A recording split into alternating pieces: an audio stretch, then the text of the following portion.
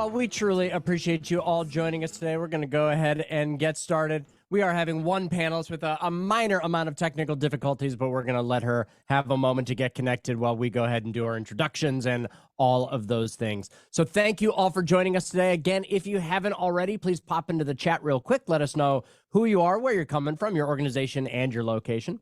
Just so we can learn who you are a little bit as we continue to grow this community. Also, down at the bottom of your window, you will see a little Q&A button. As our panelists speak, go ahead and open up that Q&A button. You're going to have the opportunity to view the questions that have been submitted and kind of give them a little thumbs up if something resonates with you. Get those questions in early as you can. And if you see questions that resonate, make sure to hit that thumbs up button. If we don't have enough time to get to all of them, that'll help us kind of determine which questions to make sure to get to. That said, we always do offer that if there are important questions that we don't have time to, we'll get those to our panelists, and you'll see those answers in our follow-up email at the end of the session. So thank you all for joining us today. My name is Jeremy Shore, and I work for an organization called TIES, the Teaching Institute for Excellence in STEM. We're a, 20, 21-year-old, somewhere in that neighborhood, STEM consultancy that works all around the world. We're also lucky enough to be the backbone organization for the STEM Learning Ecosystems Community of Practice. If you're new to that initiative, and we'll drop a couple of links in the chat as well, the STEM Ecosystems Community of Practice brings together K-12 education, higher education, funders and foundations, out-of-school time operators, business and industry, and state, local, and federal government to sort of determine what the STEM education and workforce needs are in a region, and then to determine what they can do together that never would have been possible alone. So we're coming to you as TIES today, but the STEM ecosystems are our biggest forward-facing initiative, and we are joined by a number of STEM ecosystems members as well today. So we're here to talk about something that on the surface might sound kind of ridiculous, and it's this.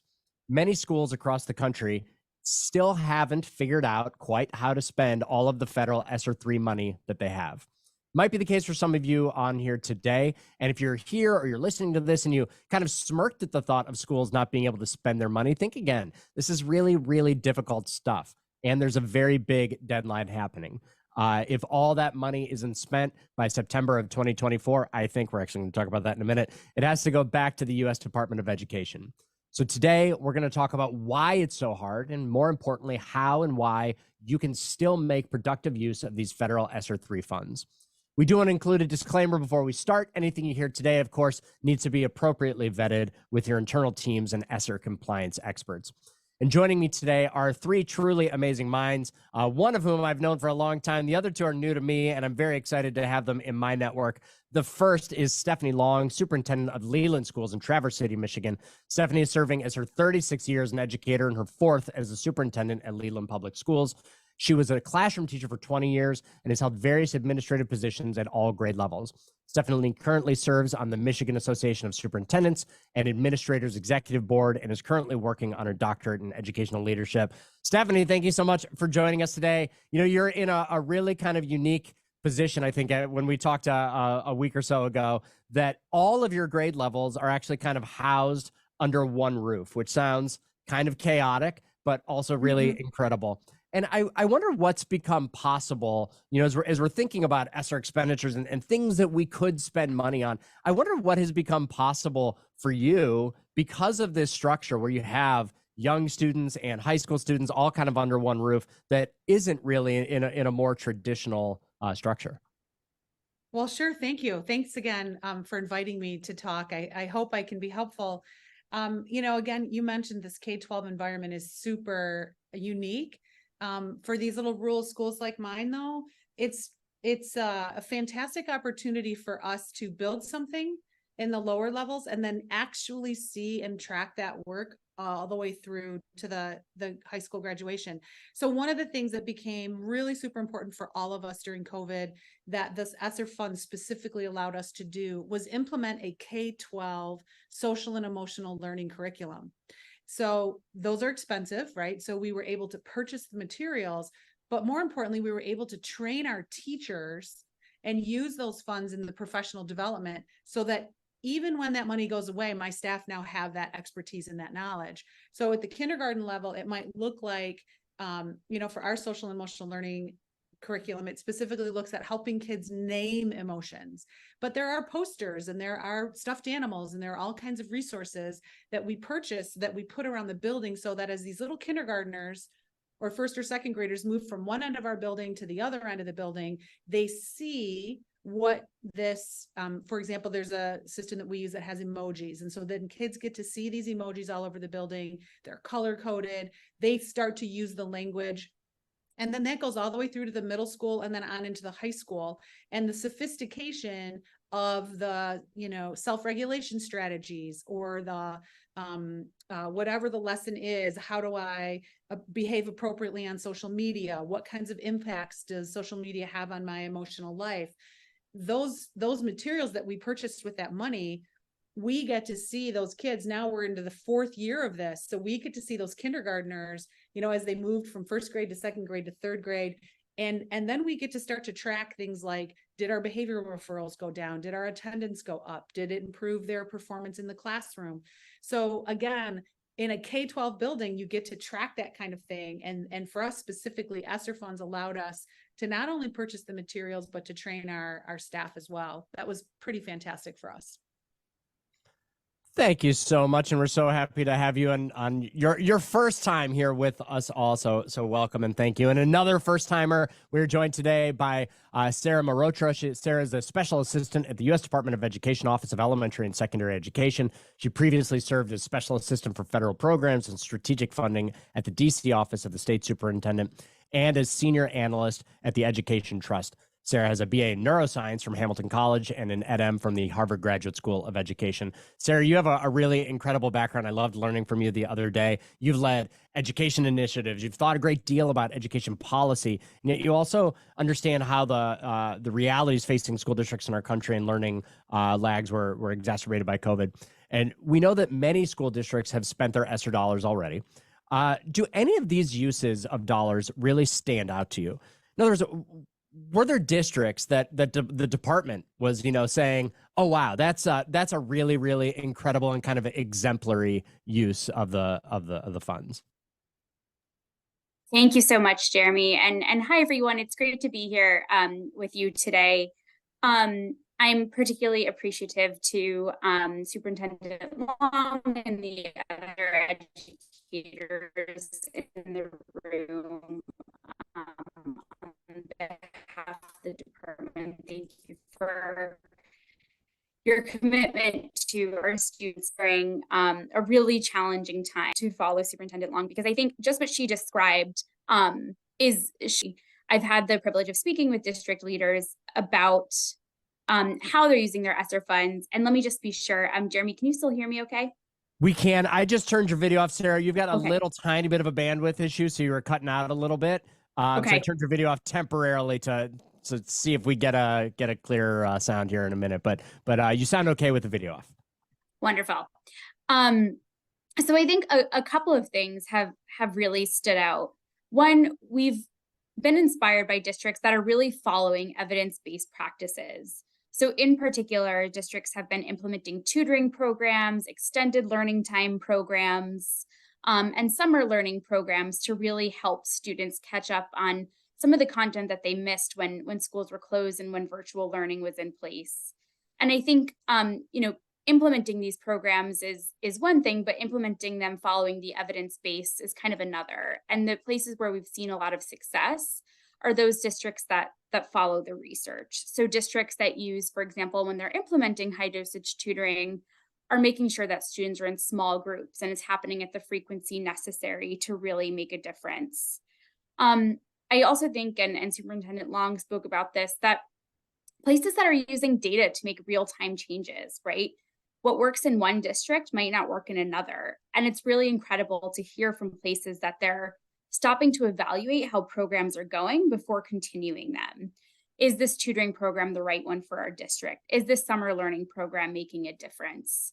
And so those are places that have really been inspiring. And I think the last thing that I'll say before I turn it back to you is just that places that are thinking about sustainability as well, right? We know that these funds are sunsetting in September of next year. districts are starting to and have been asking the question, how are we going to keep the programs that have been most effective in place? How are we going to blend and braid our title funds to keep them going so that they become a permanent part of our school system? I think that makes a lot of sense, Sarah. Thank you, and I appreciate you turning the video back on. We'll keep monitoring it. So if I turn it off on you again, that's why. Apologize for that. It does happen. So thank you so much, Sarah. I'm excited to learn from you as well. And last but certainly not least, we have our very dear friend, Dr. Jeff Weld. Jeff is the executive director for the Iowa Governor's STEM Advisory Council, a post he's occupied since its inception in 2011. Iowa's STEM program has reached over 1 million youth with well-documented gains in interest and achievement in STEM. Through 2018 and part-time in 19, Jeff served as the STEM Education Policy Advisor for the White House Office of Science and Technology Policy, leading the production of America's Strategic Plan for STEM Education. He's on extended leave from a faculty position in the Department of Biology at the University of Northern Iowa. Jeff, you've led your state and our nation really in STEM, and you've seen and experienced the good, the better, the not so good. I wonder, you've had a lot of experience with ecosystems. We have some ecosystems folks here now. Those who aren't heard a little bit about what ecosystems are, and maybe they're browsing that website. But I wonder if you could talk a little bit about what the role of an ecosystem is or could be with ESSER, even at this late hour. Yeah, happy to. Thank you, Jeremy. Hi, everybody. And by the way, kudos to Ties once again, bringing to the table a really timely, informative resource on a pressing need shared by a lot of schools and teachers. So well done. Delighted to join Sarah and Stephanie on this conversation. My angle, as Jeremy kind of laid out there, is STEM ed specifically. And I guess the strength I might bring to the table is I'm really good at spending funding. And I have a lot of ideas for how to move money in a short order that fulfills the expectations of ESSER III. So tied to STEM ecosystems, I mean, everything we do here in our state is ecosystem driven, as there is no I in STEM. I guess there could be a me in STEM if you turn around, but that is to say we're all about partnerships and collaboration. And that's the essence, that's the spine of any ecosystem, is the members around a table representing varieties of stakeholder groups, and then the programming and the policies and the structure, infrastructure and systems and people that make up an organization.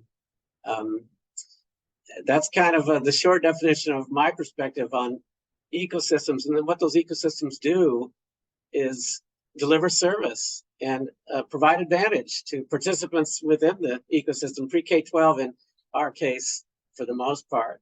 And so the programs that I'll happily put on the table today mostly derive from our 12 years of Iowa's STEM ecosystem, the Governor's STEM Advisory Council, much of it reflected in the federal STEM education strategic plan that Jeremy mentioned we wrote in 2018-19, and almost everything in that strategic plan has roots in STEM ecosystem philosophies. In fact, Jan and team were very generous with their time during the genesis of that federal strategic plan, making sure that it leads off, in fact, if you crack that plan open, it leads off with the necessity, the imperative for America to establish micro and macro ecosystems for STEM education, for education writ large, really.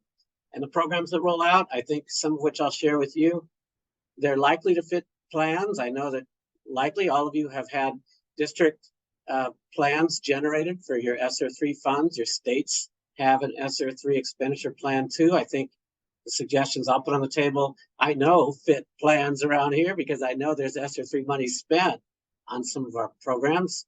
There's evidence that they all address learning loss and recovery, that they target learners that are most vulnerable, the most affected, the most underserved.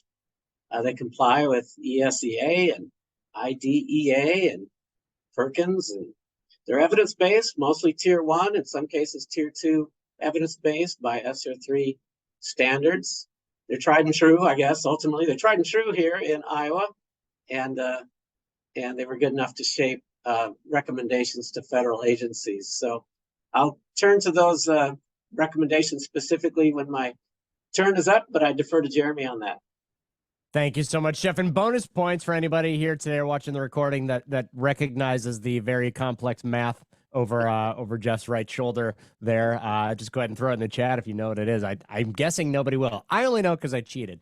All right, so we're going to be diving into several questions with our panelists in the next few minutes. But for now, we have a quick question for you. Lauren's going to go ahead and launch a poll here in a second. And the question is this: what do you think the biggest challenges are for you in ensuring long-term sustainability for initiatives funded by ESSER III? Lack of internal expertise, difficulty in securing community partnerships, or unclear long-term goals? Go ahead and click on those answers as you can. As you're answering that, this webinar is intended to accomplish a couple of key objectives. Number one, to tell you that you're not alone and that there are people and resources that you can access for the daunting task of spending these ESSER III dollars in ways that will strengthen and accelerate learning for the needs of your communities and schools. Number two, to address some of the concerns and challenges that you and others have already shared with us. This kind of funding, at the very least, can be a challenge to spend, let alone to spend well. And number three, to give you some concrete, tangible steps that you can use in the days and weeks following our webinar to execute your ESSER III plan. At the time you wrote it, it seemed like a great thing for your community, and I'm sure is a great thing for your community and the teaching and learning of your children. But maybe now you're running into some issues figuring out what to focus on that fits in that plan that you wrote quite a while ago. So I'm going to go ahead and end this poll now. I think most people, a lot of people have answered. Go ahead and share those results. So it looks like unclear long-term goals are really kind of the biggest issue that people are facing, followed by difficulty in securing community partnerships. I appreciate those answers. We're going to touch on all of these, but we'll make sure to dig a little bit deeper into those ones that had a larger level of response. All right. So there's so much information out there. And one piece of information that's confusing to people is exactly when these dollars have to be spent. There's a couple dates out there that I've seen, a June date, a September date. Sarah, can you help us with this a little bit? We talked about this a little bit the other day on the phone, and it's even your answer is still like a little squishy. So how do we understand? How do we understand when these funds need to be spent on? Sure. And I'll just say, we know from districts that they're making really incredible progress spending down these funds. And that isn't always reflected publicly because there is a little bit of a lag in the data. So I know districts have been working hard, but the funds have to be spent by September 2024. There's then a 100-day sort of grace period for districts where they can have a little bit of time to just make sure things are wound down appropriately. So that brings them to January 2025.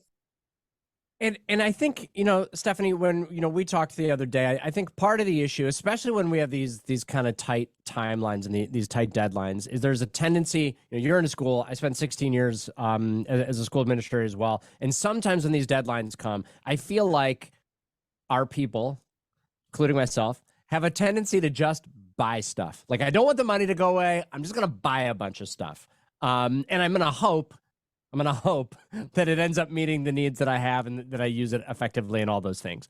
I know that you've spent a lot of time really thinking about kind of how to avoid that problem and how to spend these funds in a way that doesn't get into this cycle of closeted items that never get used. Can you talk us through that a little bit? As you went through the process of spending these funds, how did you think through it? And how did you determine how you're going to allocate these expenditures?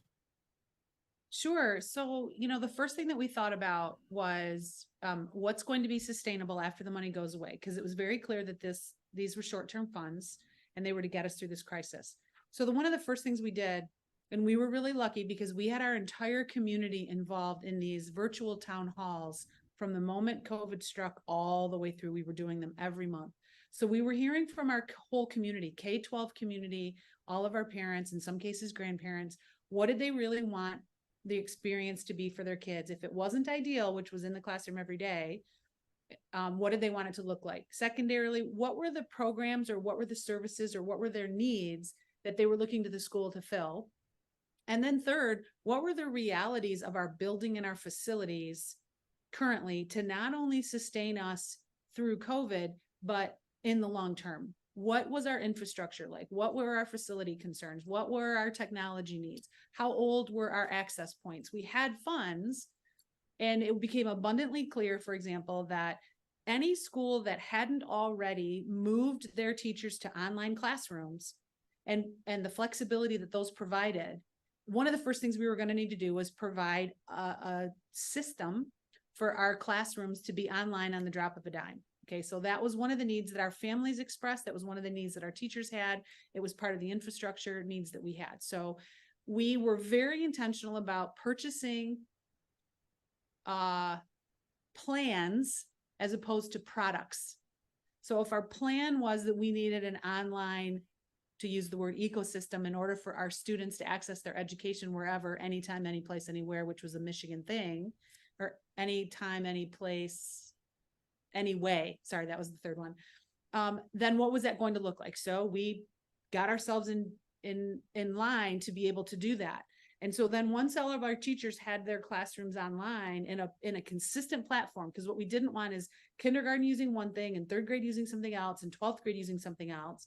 Because in a K-12 system, we have one family with 4 kids at different grade levels.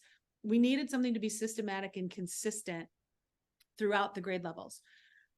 Well, then that begged the question, we're rural. How are our families going to access these things from home? So we needed connectivity. We needed better access within our building, but we also needed better access throughout our county because our county didn't provide it. So we purchased devices, one-to-one devices for our kids that were wireless capable, and then we paid for the wireless access. So those live beyond COVID, right? That's not just for the moment. That's something that now we have for our students to be able to access their learning from wherever they are. We started to think about what were those, what this short-term immediate need, but then how is that going to serve us in the long term for this plan that we want to move forward, even after we're back in the building, to provide kids with the resources and the opportunities to continue the kind of personalized learning that we were providing during COVID. And for some of our families, they didn't even have cellular service. So we not only provided them with the device, we paid for the Verizon access. For some, they didn't have internet access. So we purchased hotspots, and we did the stuff that was necessary, especially for our most disenfranchised families who couldn't, even if our county could provide the resources that they needed, they personally couldn't do it. So we built that structure, and then we made sure that we said, for example, okay, one of the things that we were missing was robotics. We'll talk about technology, right? Our robotics program died during COVID, but our families told us very clearly they wanted their kids to be able to have these experiences. So we took a look at what had we been providing prior to COVID, and then we did a wish list. If we had had all the money that we needed, what would our infrastructure for a robotics program look like?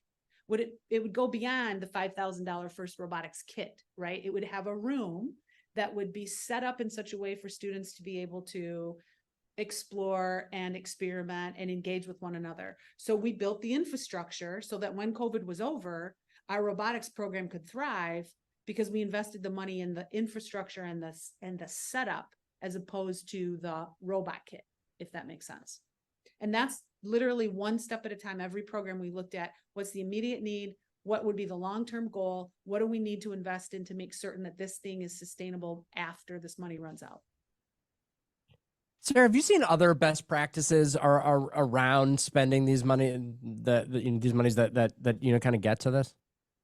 Definitely. And I'll just offer a couple of things. I in Chicago public schools, I know that Superintendent Long offered a sort of more rural example, and I think an example from a more urban district in Chicago public schools, they're really using this as an opportunity to double down on their core academic instruction, right? They've stood up in some really incredible tutoring programs, but we also know that the instruction that students are getting in their core classes is also important. And so they've used these funds to invest in high quality curriculum. And I think that is something that will last for a really long time. They're also using these funds for some professional development on the science of reading. And that's something that will last for a really long time as well.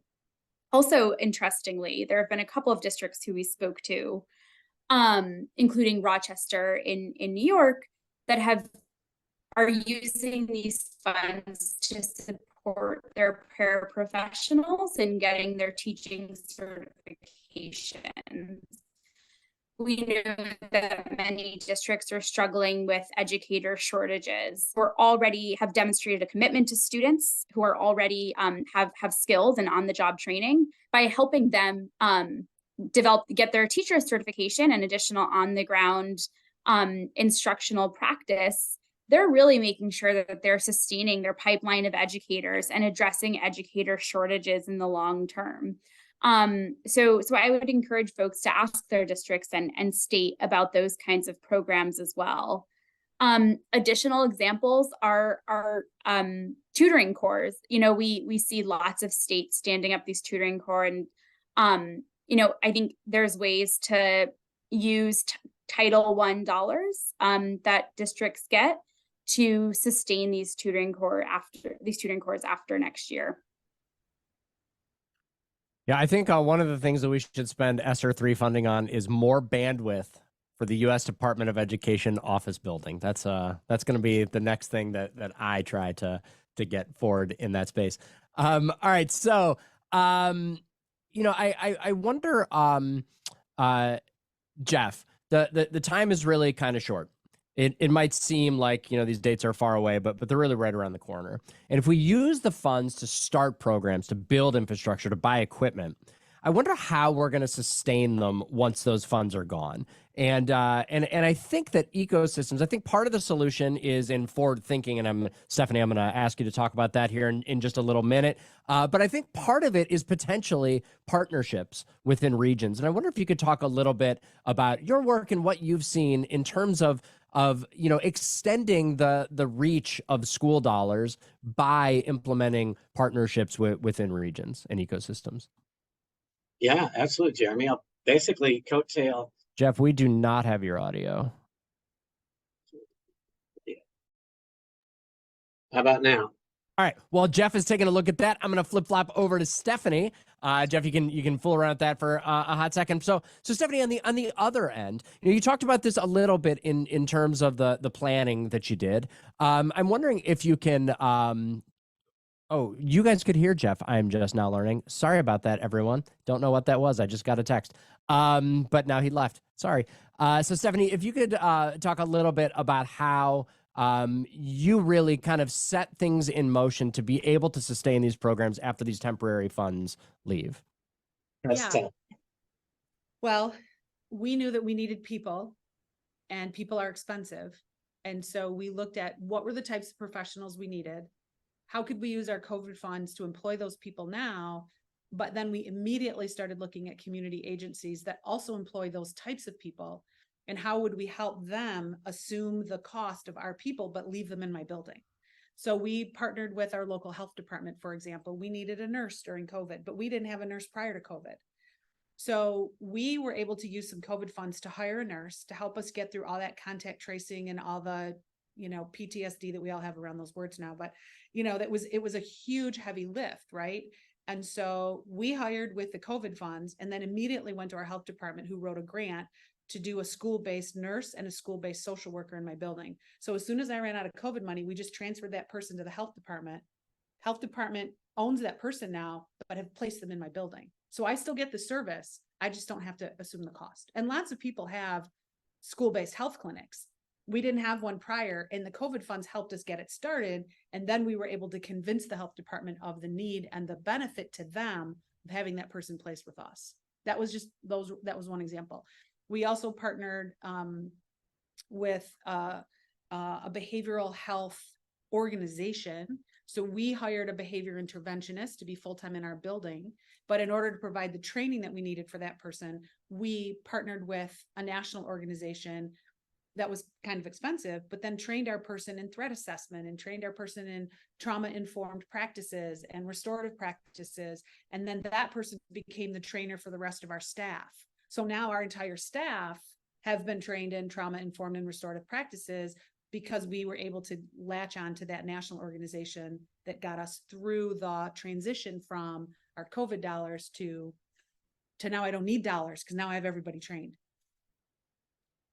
Excellent. Thank you, Stephanie. And Jeff, I apologize. My CPU utilization is apparently at 175%, which seems to break the laws of physics as far as I'm concerned. And so that was on me before. I apologize for that. So back to you though, Jeff.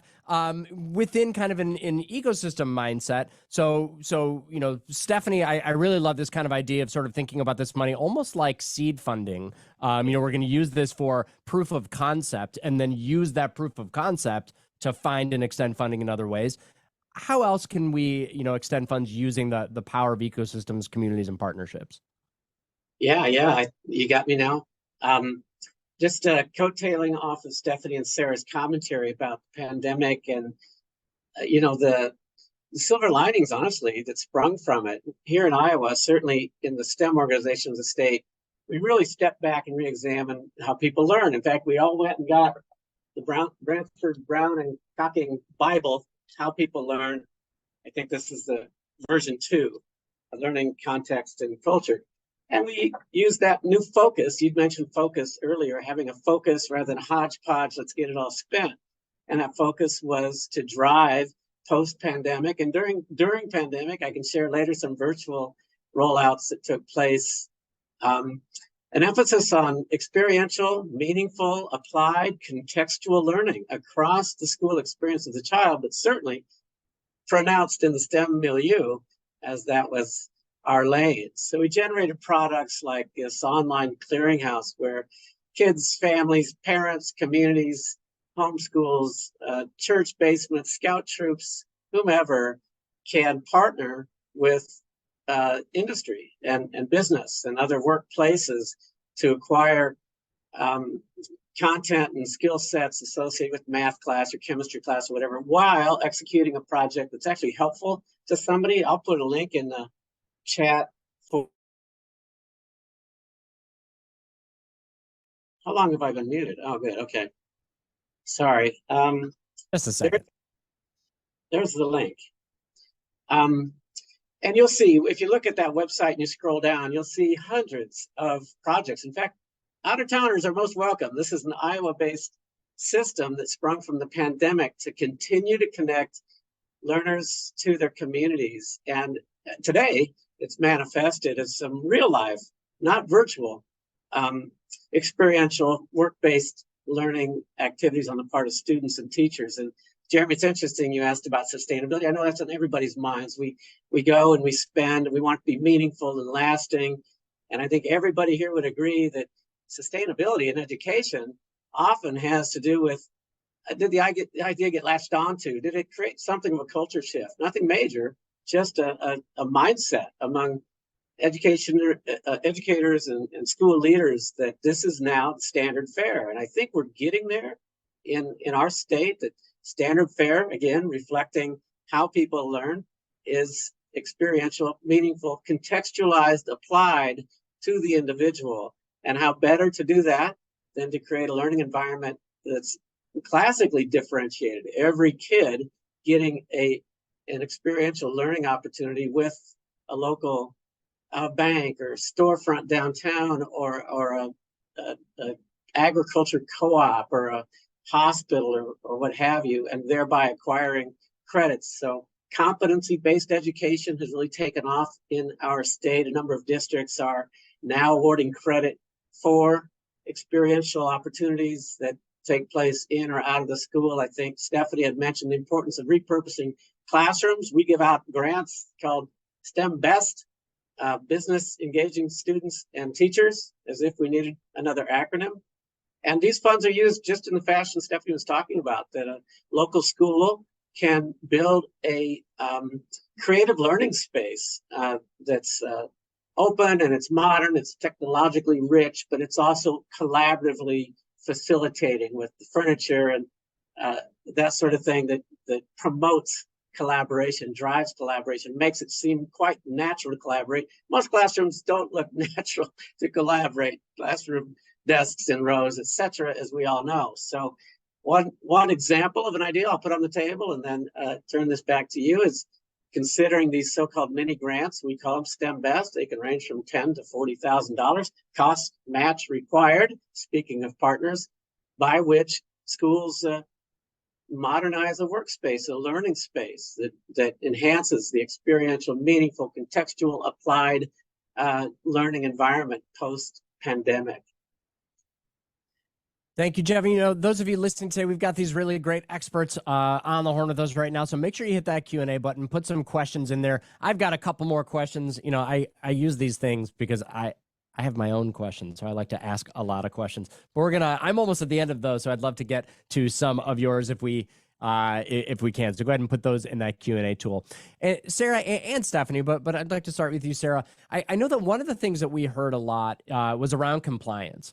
Not only that people are kind of nervous about the compliance, but in fact, it's been a stopping block for some districts who say to themselves, yeah, that money's there and that's great, but I'm just nervous about screwing it up. I'm nervous about not, getting everything exactly right. I don't have the staff to really dedicate to that, so I'm just not even going to go after these funds.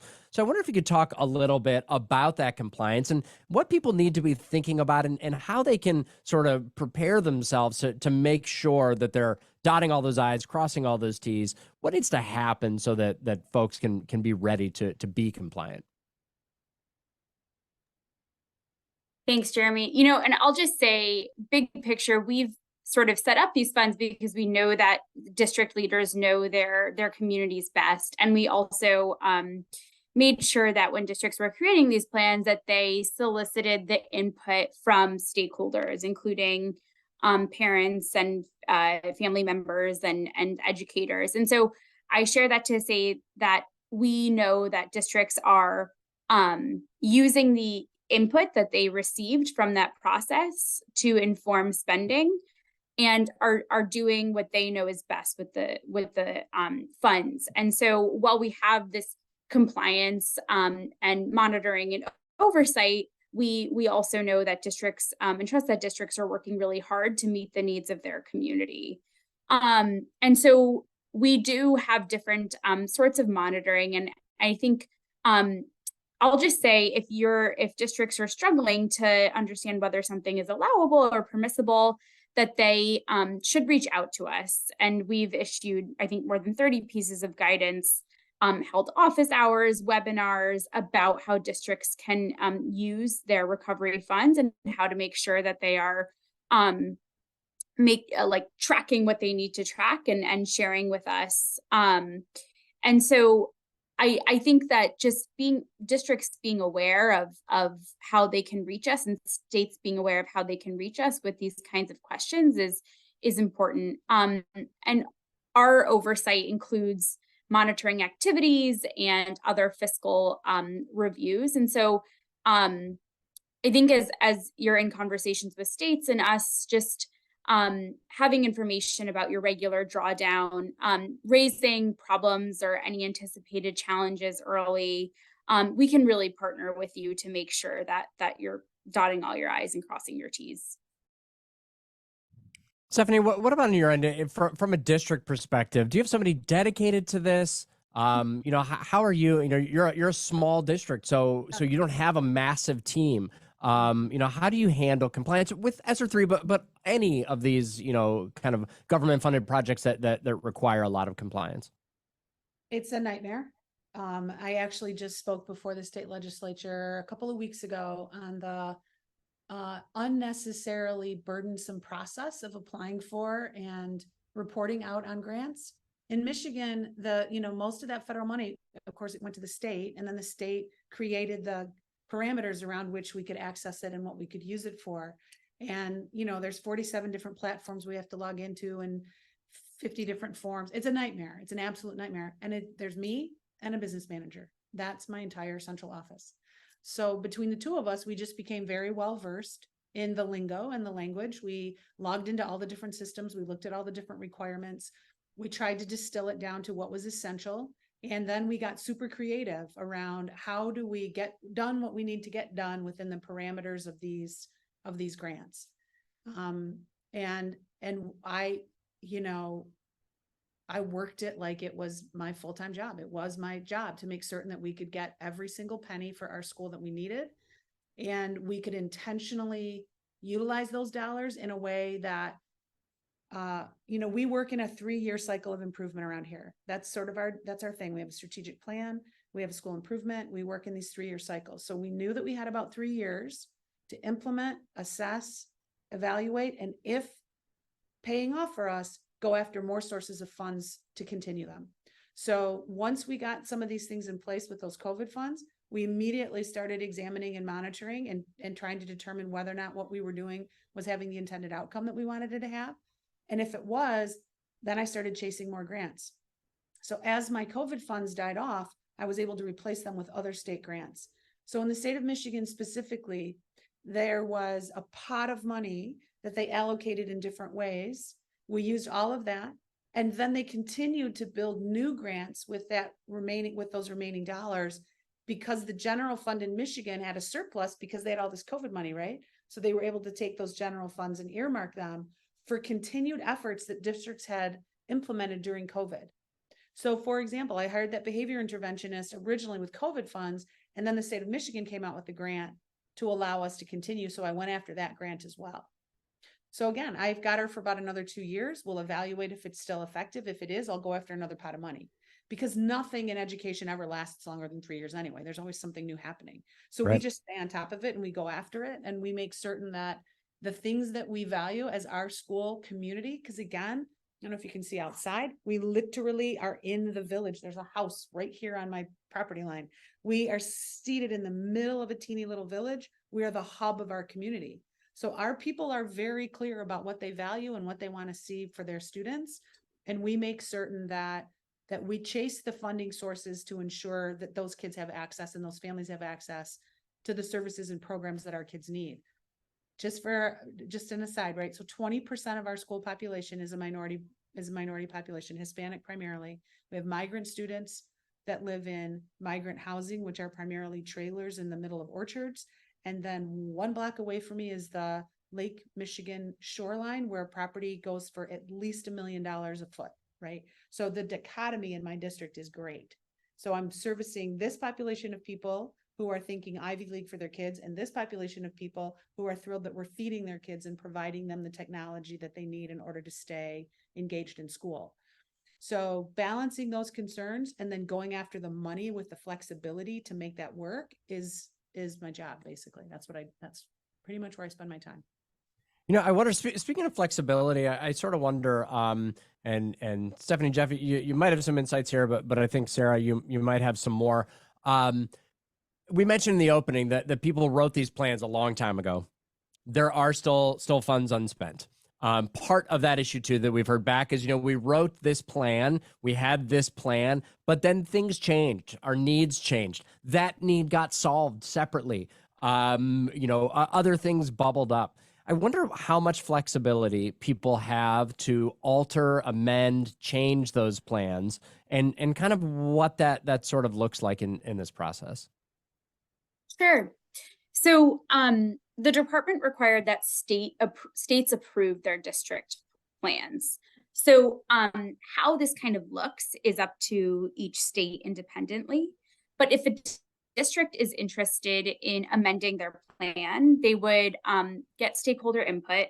That's required for both when they made a plan and for amending it, and then submitting it to their district. And so states do allow and have encouraged districts to do that using real-time data. Well, that kind of brings up another great question from our friend Lisa in the chat, who's asking about how we can access data for a region. How do we, I think that Lisa's coming from an ecosystem type of perspective, not in a school district directly. How do I see who has unspent dollars, but also the districts themselves? How can we access data on the expenditures, and also, what data so that for Sarah and then Stephanie, Jeff, what other data should folks be thinking about and looking at as they're kind of developing and amending these plans? It's a good question, and I am so grateful for Krista putting in the chat the COVID relief data site, because that is our primary tool for showing spend down rates among states on all of these pandemic relief programs.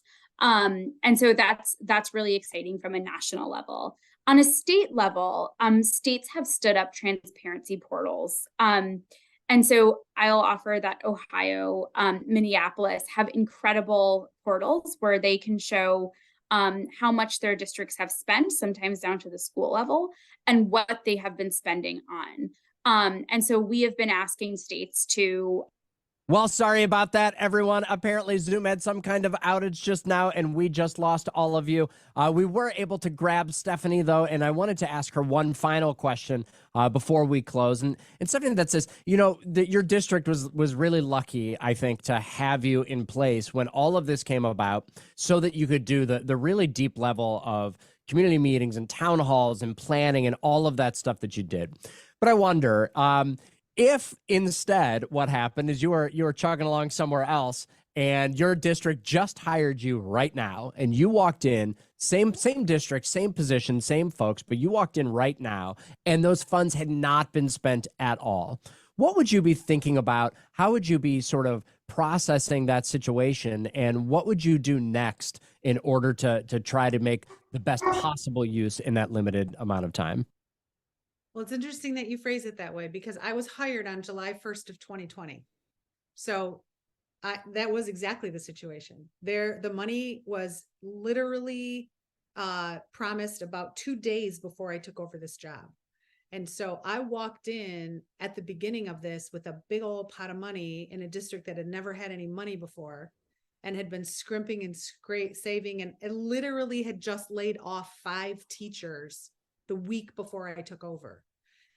So it essentially was that. So what I did then and what I would do again is, because I didn't know this community and I didn't really have a deep understanding of what its needs were or what its strengths were or what this community valued or wanted, that's why we did the town halls. I needed to know who these people were and what they valued and what they wanted. And I needed to know it immediately because we were, at that point, weren't even certain if we were coming back to school or going to be staying home. So the town halls and the frequent communications and all of that was for me to be able to conduct a needs assessment. And that's what I would do again. I'd say the first thing you have to do is very quickly get an understanding of what the needs of your district are. What are your strengths and what do you value? And what are the barriers that are keeping you from becoming the ideal version of that? And then once you've identified those barriers, figure out the path that you're going to take to systematically, one at a time, overcome those barriers and put the programming in place that you've always dreamed of, that you haven't been able to accomplish for whatever those barriers are that you've uncovered. Is it a staffing issue? Is it a finance issue? Is it a facilities issue? Is it a training and a learning issue? Is it a capacity issue? What are the things that are getting in your way of you realizing that ideal state? And then develop your plan to go after each one of those individual things. From my perspective, one of the challenges that we faced was those COVID pots of money were relatively restricted in terms of how you could spend them. So the challenge wasn't, I'm not going to go after that pot of money because I'm not sure how I'm going to spend it. It was, I'm going to go after that pot of money, and then I'm going to figure out how that pot of money can be used to meet the need that we have. It might not be the perfect one-to-one correlation of what they're outlining, but there is a way to restructure what you currently have in such a way to be able to utilize all those funds and then figure out what to do with that source of money that you always have later or afterwards or side by side with it. And so I would do the same thing again. I would do an immediate, comprehensive, quick needs assessment compared to the values and the vision and the mission of your school, and then go after it. Thank you, Stephanie. Your district is very lucky to have you, and we were lucky to have you with us today. We're also very lucky to have Sarah and Jeff with us today. Sarah and Jeff, I hope you're listening to this recording and you hear us thanking you. We apologize for that loss of connection right there at the end, but your insights were incredibly valuable. What I'd like to do as we close is to make sure that all of you listening have some sense of where you can reach out after today's webinar. TIES will be a resource for you, and we'll work to support you, whether it's directing you to other experts or rolling up our sleeves and digging into your ESSER III plan and school needs to develop responsive strategies that are easy to sustain and designed for maximum impact. We've compiled some resources on our site, www.tiesteach.org, and we'll also follow up with a recording of today's webinar and contact information you can use if you'd like additional support. TIES, as the operator of the STEM Learning Ecosystems Community of Practice, has a unique view of the importance of engaging the community in the work of school districts. This, as we've heard today, can be critical for ESSER III plans and sustaining the work. Please let us know if we can support you in any way, and please reach out to us at www.tiesteach.org/ESSER-solutions. We'd like to thank all of you for joining today, but also thank you for the work that you do every day. See you all next time.